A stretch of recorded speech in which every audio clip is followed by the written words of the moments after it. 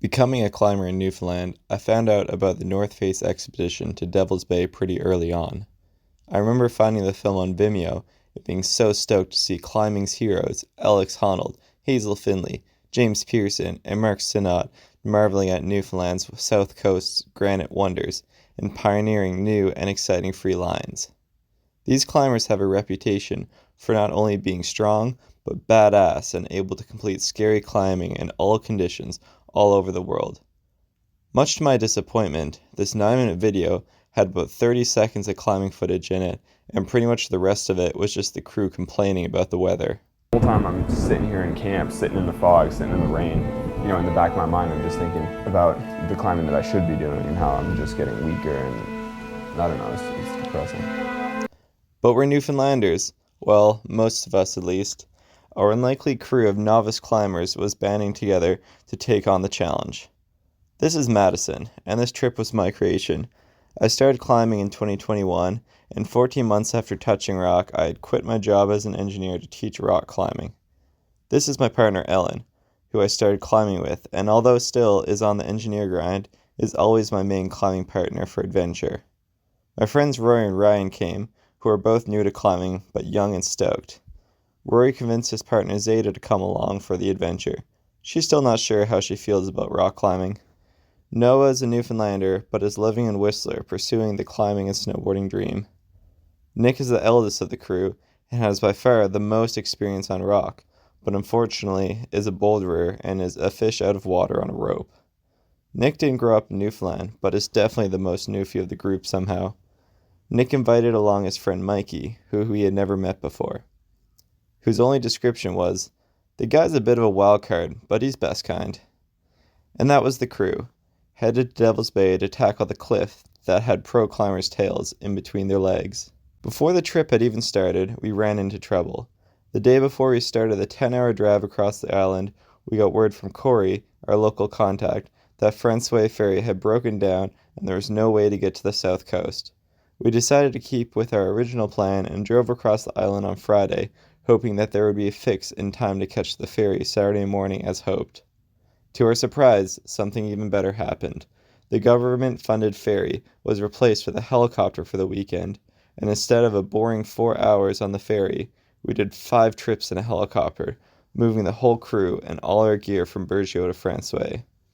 There we enjoyed a few hours among the 80 people who live in the small town of Francois, and by mid-afternoon we were on a small boat with Corey, headed to our final destination. Arrival in Devil's Bay was breathtaking. Pictures didn't do this granite big wall justice, and it certainly did not feel like we were in Newfoundland anymore. We unloaded our gear, hauled it up the slabs, and set up camp. St. Nick, coming with all the gifts. Sunday, the first big mission was to fix ropes across the 500 meters of low 5th class slabs between our camp and the wall. This took a good few hours, but we still had time to get climbing. Ellen and I climbed a 2-pitch 5.9 called Bottoms Up, and Rory, Ryan, and Noah did a 2-pitch 5.8 called French Connection. The granite was amazing quality, and the climbing super fun. The grades felt stiff, but is likely just our unfamiliarity with granite, coupled with the fact that injury would create a very difficult rescue process, making you second guess every move you made the higher you got above protection. Monday was another beautiful day, but looking at the forecast, we knew we had a heavy storm rolling in within a day or two. The crew had a slow start to the morning. Ellen and I finally made the decision at 11 to head up to the wall and start up Leviathan, a 10-pitch 511B, and our main objective for the trip. We knew this route was going to be a struggle for us and had little hope of completing it that day, but thought we would start up the wall with 2 ropes and see how far we get and wrap back down before dark. Armed with a double rack, food, and water, we were halfway up pitch 1 when Mikey comes running along the fixed lines, asking if he could join us. We figured why not, expanded our party to 3, and quested up. Ellen and I very quickly learned that Nick was not exaggerating his description of Mikey being a bit of a maniac. Mikey and I swung leads for the first 5 pitches. I carefully free climbed, finding good protection, and cautiously moved through runouts. Mikey was not concerned with free climbing, and pulled on gear whenever possible. He also ran it out above marginal gear without issue. At the start of pitch 7, the sun was setting, and with over 500 feet of climbing above us, Ellen and I were ready to start the wraps down to the base and head back to camp. Rory, Ryan, and Noah had started up batten down the hatches, a 7-pitch 510C A0, and after making it 3 pitches up, had decided to fix their 3 ropes and head back to camp, excited to push their high point tomorrow. Mikey was on a mission though, and although he didn't bring food, water, a headlamp, or even a jacket, he offered to lead all the pitches to the top if we continue to share supplies with him. Mikey's stoke is infectious, and we couldn't say no. Mikey set out on pitch 7, and after placing a large can behind a dubious flake, grabbed it and hauled the toaster-sized chunk of rock out of the wall, sending him tumbling backwards and freeing the can protecting him. Mikey splattered on the slab 10 feet below, and the rock narrowly missed Ellen jogging behind us, but damaged the line she was on severely. Ellen and I assessed the situation and again start preparing to retreat, but Mikey, somehow unscathed, asked to pull back on and try the section again. Flabbergasted, I pay out slack as Mikey gets through the same section, goes around a corner, out of sight, and then all of a sudden slips and comes plummeting down, falling over a roof and swinging upside down, head first into the wall, somehow managing not to hit his head. Without great commotion, Mikey gets out his prusik and immediately starts self-rescuing his way back up from his free-hanging position, while Ellen and I's jaws are on the floor. He finishes the pitch.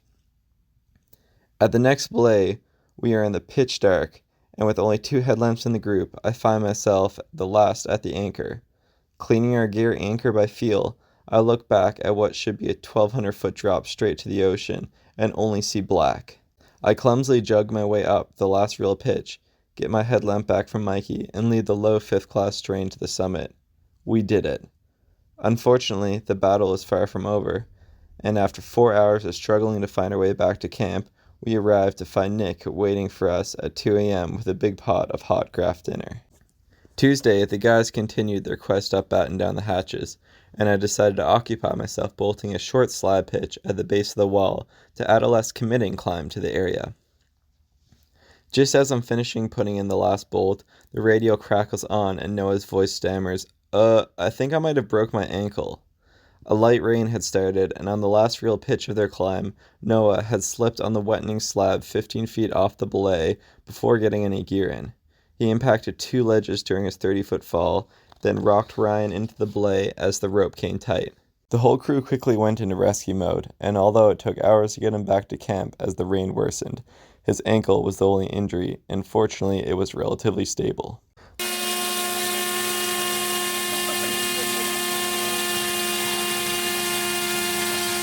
The storm was upon us as we got Noah back to camp, and it didn't let up for days. A tremendous amount of rain fell. It has come down in copious amounts of water. We need Noah. We need his ark. But the crew kept in good spirits, huddled in the soggy tent that was constantly flooding.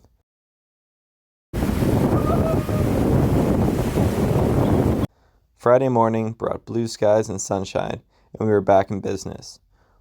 We needed to leave enough time to strip the fixed lines, but after Rory, Ryan, Mikey, and I had a few warm-up laps on my new bolted pitch, we quested across to the base of the area of the wall we hadn't explored yet. Yeah, okay.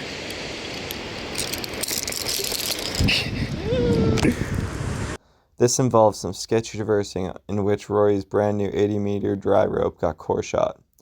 A reward was huge sunburns all around and the best pitch I've ever climbed in my life, a 55-meter clean granite crack called Straight to Hell, 510A.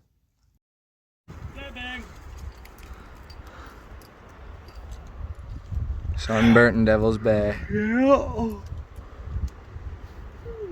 Saturday rolled around after packing up camp. Corey came to pick us up as promised.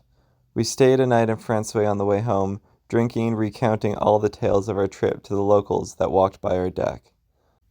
Shortly after arriving back in St. John's, we got a message from Noah. His ankle was in fact broken, and he had just been toughing it out, hobbling around uneven slabs all week long. As one last parting gift for the trip, Ellen's Subaru blew up, leaving us stranded in Clarenville. The trip presented challenge after challenge, several which weren't even mentioned during the video, such as Nick somehow losing his car keys on a sandy beach before the trip even started. But the real memories that will last is the adventure, the camaraderie, and the fact that Newfoundland is a world-class climbing destination, as long as you're not made of sugar. You wrestle with the question, was it worth it? Out here, neither success nor failure can be taken back to the world. We're simply left stuck in our own minds, tent-bound in Devil's Bay. Oh, there's no gas. Sunburnt in Devil's Bay! It hurts, it's so hot! It hurts, it's so hot! Hi, Madison. I wish I was there to see the presentation you're going to give on Wednesday. But, I first became acquainted with the potential for rock routes and ice routes in Newfoundland in the early 80s or mid-80s when my brother took a trip up to Western Brook Pond and showed me photos of the 2,000-foot walls there. But it wasn't until a college buddy shared an article in a sailing magazine called Cruising World that was written by Ned Gillette that I was motivated to take a trip there. And on that trip, he went along with 2 or 3 other climbing buddies in a Hinckley sailboat from Maine, and they sailed right into Devil's Bay. And in the article was a 2-page photo spread of Blow Me Down, and with the caption, something to the effect of Blow Me Down is a clean white dome of granite 1,280 feet high, perfect for climbing. They had only brought their climbing shoes on that trip in a chalk bag, so they weren't able to attempt it on that trip, but vowed to come back another day.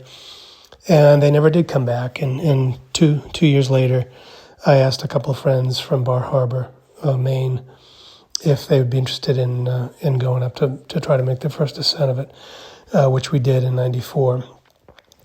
And just the whole trip, the adventure of taking the ferry along the south coast and then hiring a fisherman, George Durnford and Paul Lushman, to bring us out to the cliff, was just made for an incredibly memorable experience. And one of the most memorable climbing trips of my life to this day, so many decades later, so many years later. And I think I've been back on 4 other trips there with my wife, and we put up another, dozen routes there. But I don't have to tell you how incredibly beautiful that fjord is and that entire coastline. I mean, it could be easily a national park in any other country. It's that spectacular. So it's a place I hope to go back to when I retire at this point, and be able to spend some more time there with wife and friends.